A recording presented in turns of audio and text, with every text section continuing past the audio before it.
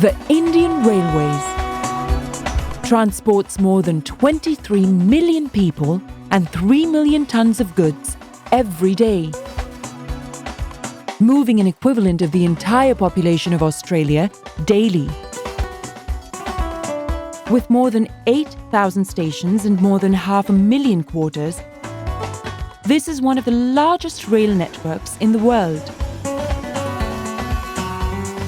This gargantuan lifeline consumes 1,000 million litres of water daily.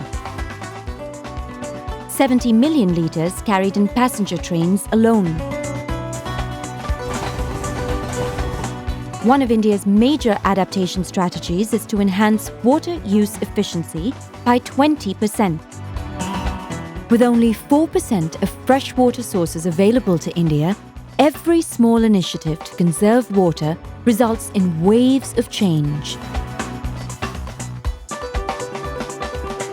After a modest beginning with 30 water recycling plants saving about 12 million litres of water per day, the Indian Railways is taking multifold action to increase their number at major water consumption centres, duly conducting water audits to realise their full potential.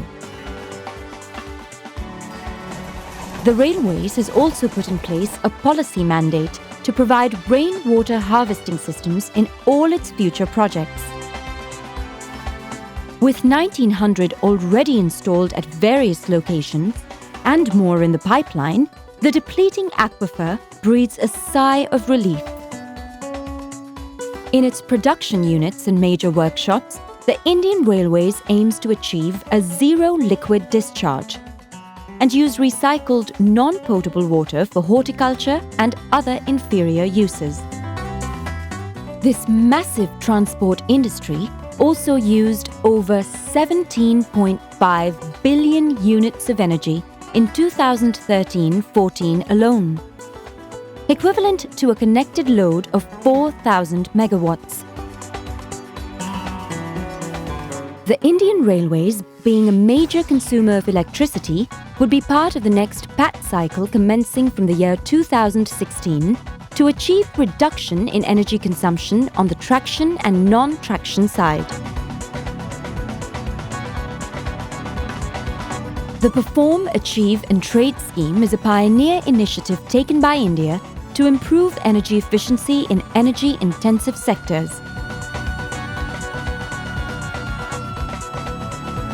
Leaving no stone unturned, policy initiatives are also in place to reduce consumption.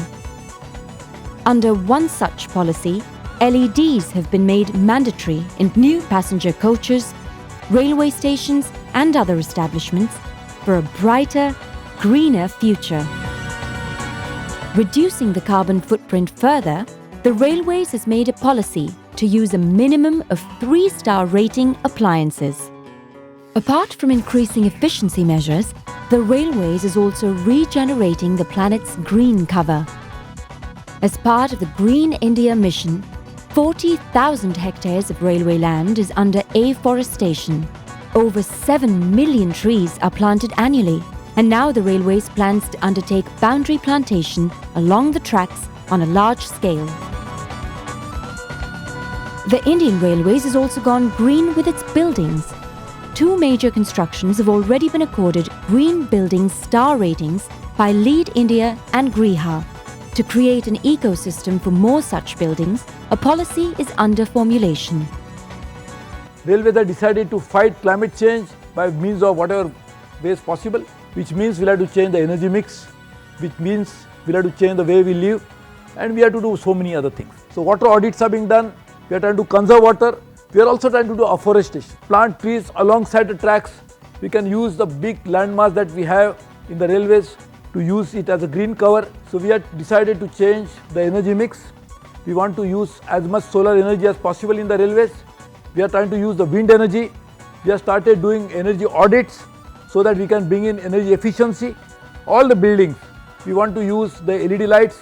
We want to change the facade of the building so that we can use the solar panels on it. We have started a trend which is going to go all over the country to create awareness about climate change. By using this multi-pronged approach, water management, energy management, afforestation, green buildings, and other measures, the Indian Railways is a testament to green development and an example of a large-scale industry making sincere efforts to reduce its carbon footprint for a better future for us all.